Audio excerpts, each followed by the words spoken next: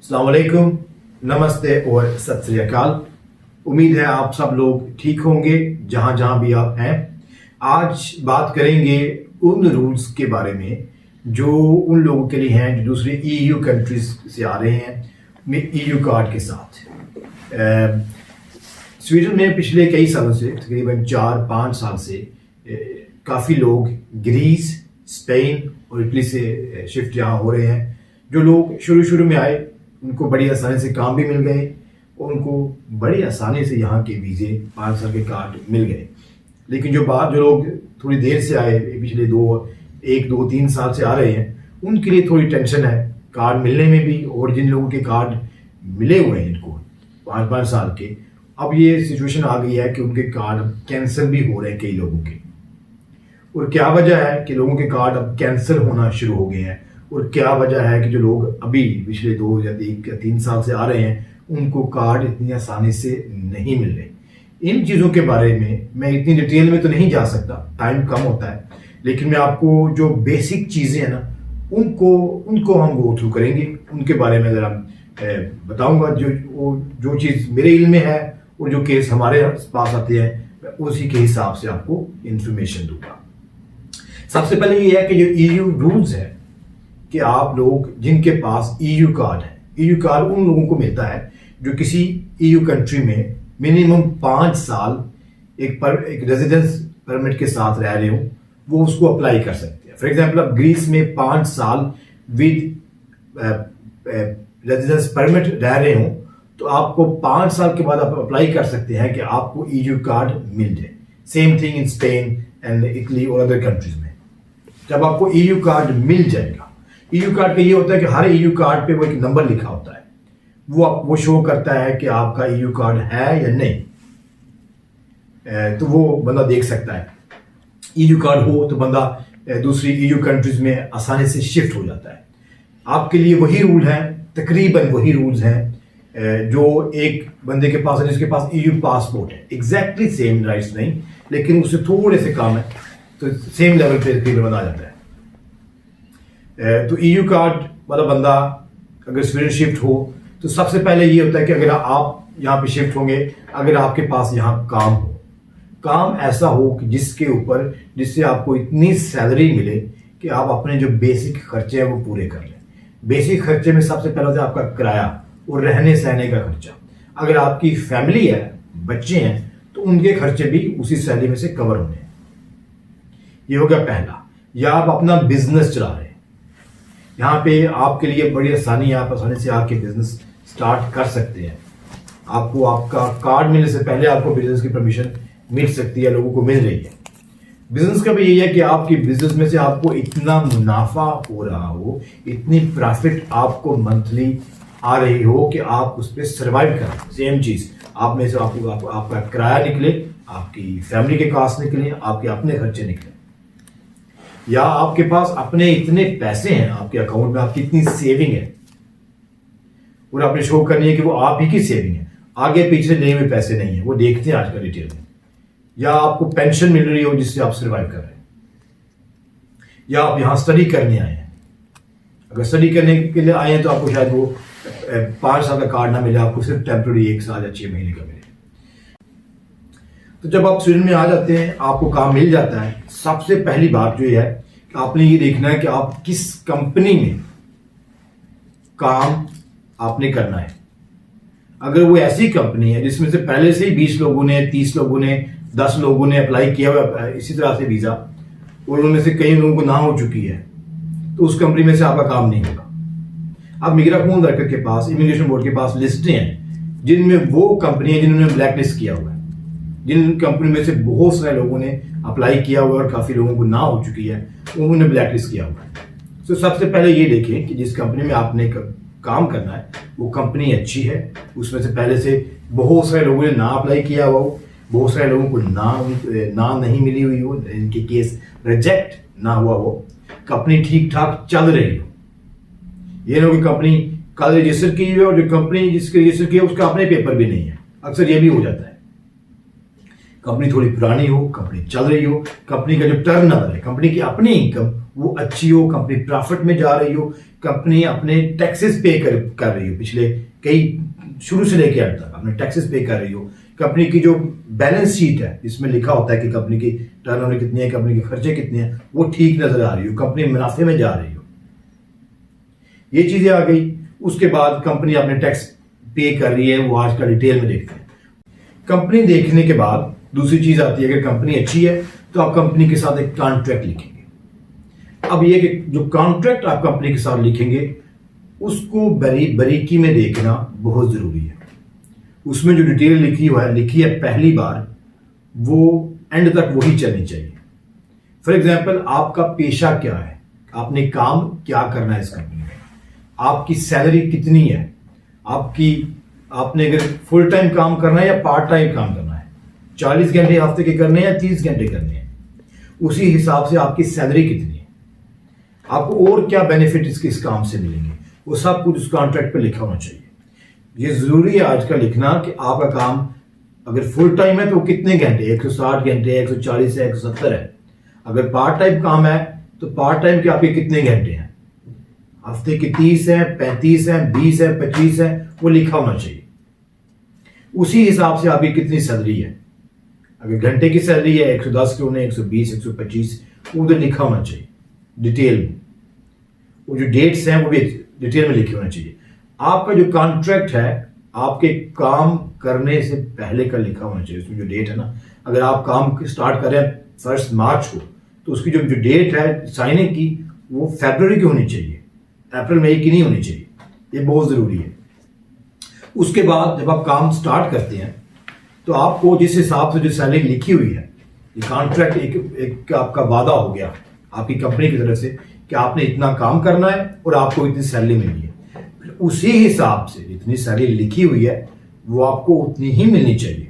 ये नहीं होना चाहिए कि अगर आपकी सैलरी लिखी हुई है 20,000 टैक्स से पहले, वो पहले महीने 20,000 जाए और फिर बाद में 15,000 कम हो जाए, इसको वो बाद में इशू बना लेंगे। जितनी सैलरी लिखी हो उतनी होनी चाहिए। नंबर 2, जब सैलरी भी ठीक आ रही, पे स्लिप जो है वो आपकी उसमें लिखा होना चाहिए जो सैलरी आपकी लिखी हुई है कॉन्ट्रैक्ट पे। दूसरी चीज होती है कि जो आपको सैलरी मिल रही है ना आपको अपने अकाउंट में, वो सही डेट को मिलनी चाहिए। नॉर्मली आपके कॉन्ट्रैक्ट में लिखा होता है कि आपको सैलरी कौन सी डेट को मिलेगी, और मेजोरिटी जो कॉन्ट्रैक्ट होता है उसमें लिखा होता है 25 तारीख को। अगर आप काम कर रहे हैं मार्च के महीने में तो आपको 25 अप्रैल को आपको आपकी सैलरी मिलेगी। रूल्स यही नॉर्मली यही होता है। तो आपको आपकी सैलरी उसी डेट को मिलनी चाहिए। ये ना हो कि आपकी सैलरी 4, 5, 6 दिन लेट मिल रही है। अगर 1, 2, 3 बार से ज्यादा अगर आपको आपकी सैलरी आपके अकाउंट में लेट आएगी तो ये एक टेंशन हो जाएगी। पे स्लिप में लिखा हो कितने घंटे काम किया, कितनी सैलरी है, कौन सी डेट को मिलनी है, वो उसी डेट को आपको आपकी सैलरी मिल रही है। ये बहुत जरूरी है। दूसरी चीज, आपकी सैलरी आपके अकाउंट में आना बहुत जरूरी है। आप जल्द अज जल्द अपना अकाउंट खुलवाएं और आपकी सैलरी आपके अकाउंट में आए। और ये ना हो कि अकाउंट में सैलरी आने के बाद हफ्ते के बाद वही सैलरी जो 10,000 आपके अकाउंट में आए वो वापस किसी और को चले गए। अक्सर कई केसों में ऐसा होता है कि सैलरी आ रही है किस बंदे को जो वर्कर है, और 5 दिन बाद सैलरी वही जो अमाउंट है, अगर 10,000 आए तो उसके 6-7,000 जिसकी कंपनी में वो काम करता है उसी कंपनी को उसने स्विच कर दी है, उसकी वाइफ को कर दी है। ये चीजें बहुत अक्सर हो रही हैं। फिर वो यही होता है, वो समझता है कि ये जो काम है आपका ये रियल नहीं है, ये सच्चा नहीं है। सेकंड, आपका जो टैक्स है वो डिक्लेयर होना चाहिए एवरी मंथ। आपकी जो इनकम टैक्स है वो डिक्लेयर होना चाहिए, और हर महीने की 12 तारीख को टैक्स डिक्लेयर होता है। अब आप हर महीने 13 तारीख को टैक्स ऑफिस जाके पता कर सकते हैं।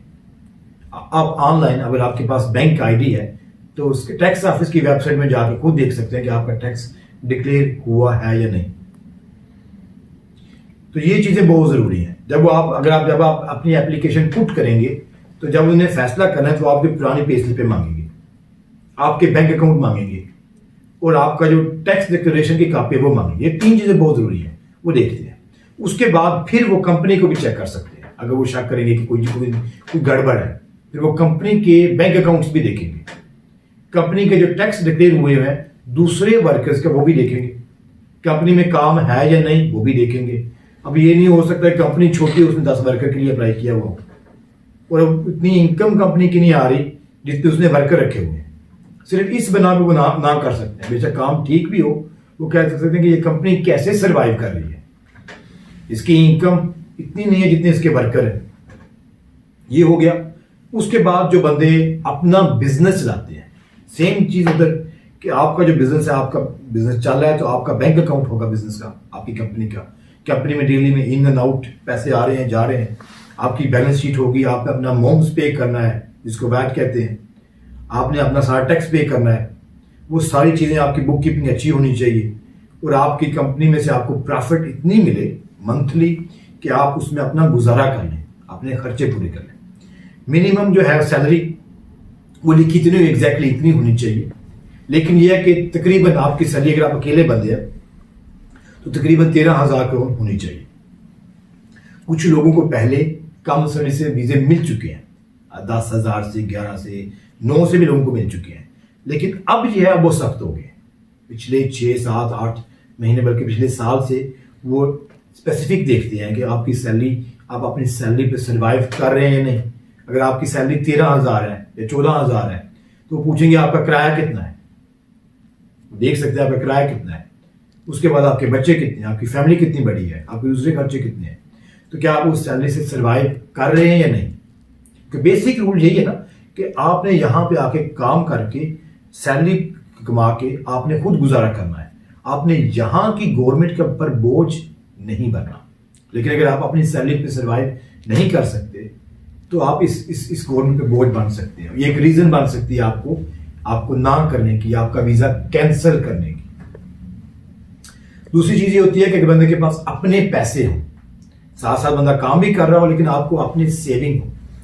वो आपकी सेविंग जो है उसका भी कोई एग्जैक्ट अमाउंट लिखा नहीं हुआ कि इतनी होनी चाहिए। वो डिपेंड करता है कि आप कितनी, आपकी बड़ी फैमिली है, आप अकेले हैं, आपके पास 2 बच्चे हैं, 3 बच्चे हैं, 4 बच्चे हैं, उसी हिसाब से आपके पास पैसे ज्यादा हो, आपके अपने पैसे हो और आपकी अपनी सेविंग हो।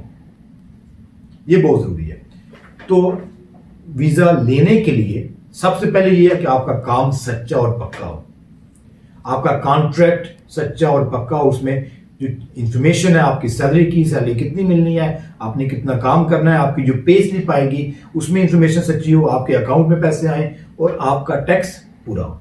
अगर आप ये 4-5 चीजें, ये डिमांड्स फुलफिल करेंगे, आपको बहुत ही आसानी से वीजा मिल जाएगा।